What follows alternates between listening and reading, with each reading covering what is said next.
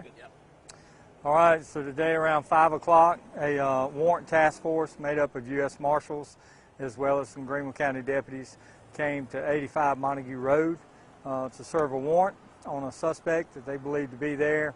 They located him inside the residence. A struggle ensued.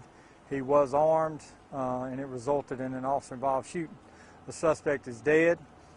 We have SLED here to conduct their investigation, as well as our Office of Professional Standards, as well as the Marshal's office and the coroner's office. The coroner's office will be releasing his identity and a little bit more about his background and how he got to where he is in Greenville County.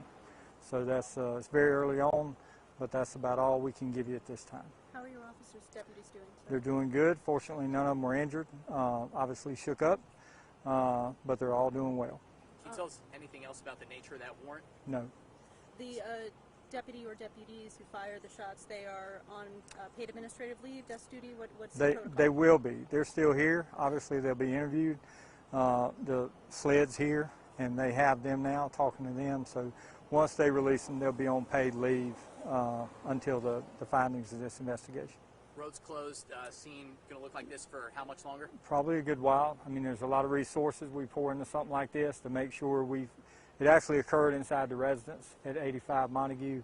So once we finish up in there, what you see out front is everything that it takes to get that done inside that residence. Sheriff, we're seeing a lot of, you and I have done this 4 or 5 times now, where a warrant served and somebody doesn't want to come in. What's the solution to this? Seems like it's happening more than in my memory. It does, and unfortunately more people are carrying guns today that we encounter, and that's what led to what happened here today. Obviously, had the guy walked out, held his hands up.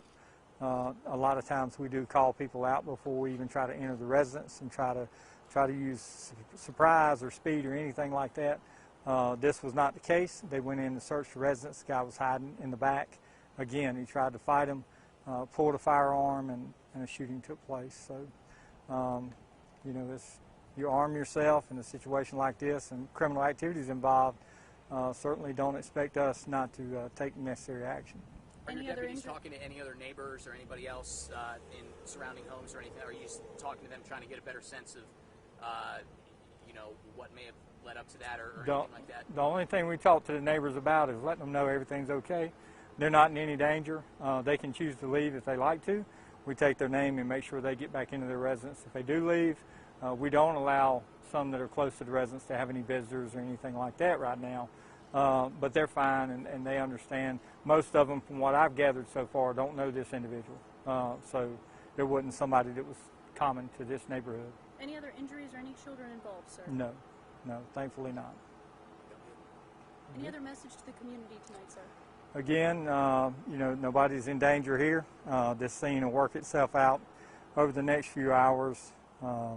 You brought up a good point. Guns are a serious issue, and we certainly see more criminal people carrying guns than we ever have before. And I think when the findings come out about what happened in here, this guy was obviously not willing to just go to jail, and more will be talked about with his charges and why they were looking for him. There's a very, very, very serious charges against him. So, but we'll release that later. I'm sure Lieutenant Flood will send that out. Was he expected to be armed and dangerous, sir? Yes. Or was this a surprise?